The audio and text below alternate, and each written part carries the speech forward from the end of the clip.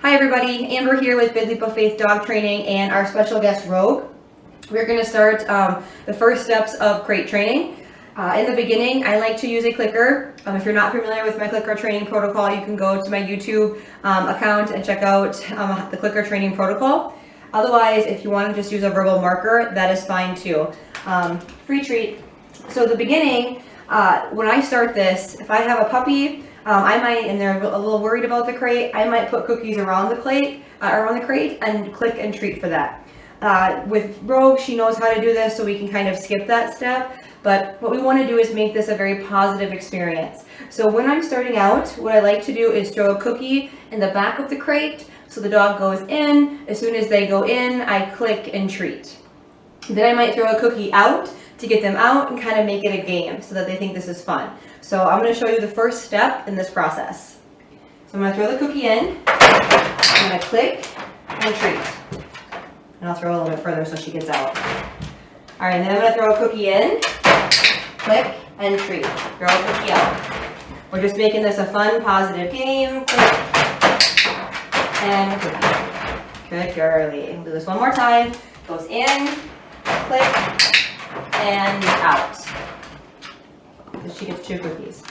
Okay, so that's the first step. I just want to get them excited about going in and out of their crate. I might do this 50 repetitions to 100 repetitions and go from there. So that's the very first stage. I might do this for a week before I move on to the next stage.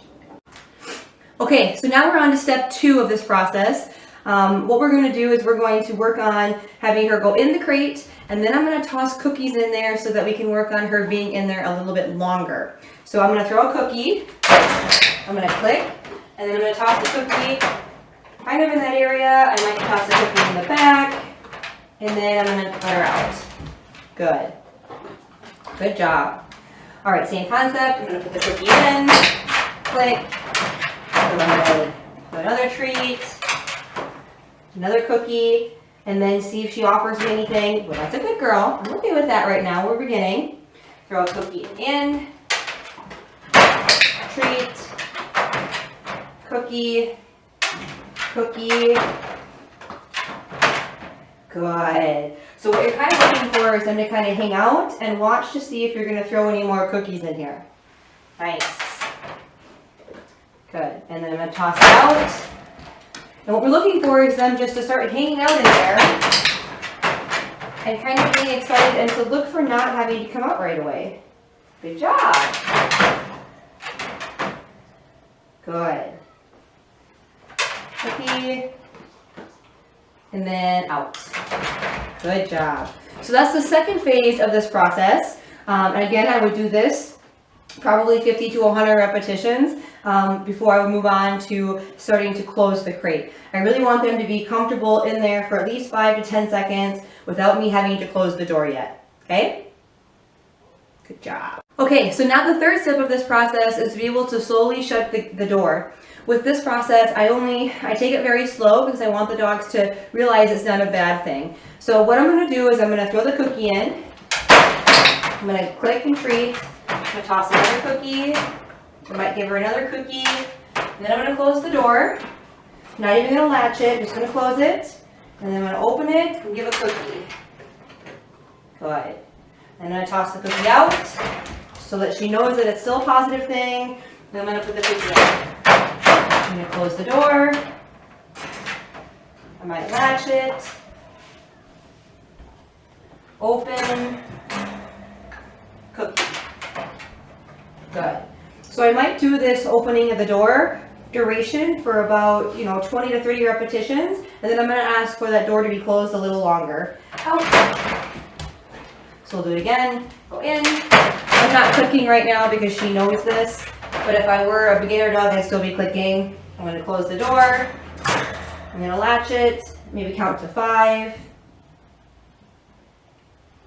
Open it up, and cook. Good job. Have her come out, and again. Close the door. And then once we have that, I might work on duration, where I move a little bit. Maybe I leave the room, come back, cookie. And then we throw a cookie out. Good job. Once we kind of have this down, then I'm going to start to name it. So I'm going to say Rogue Kennel. That was a little delayed response, so we'll try that again. Out. Rogue Kennel. Nice.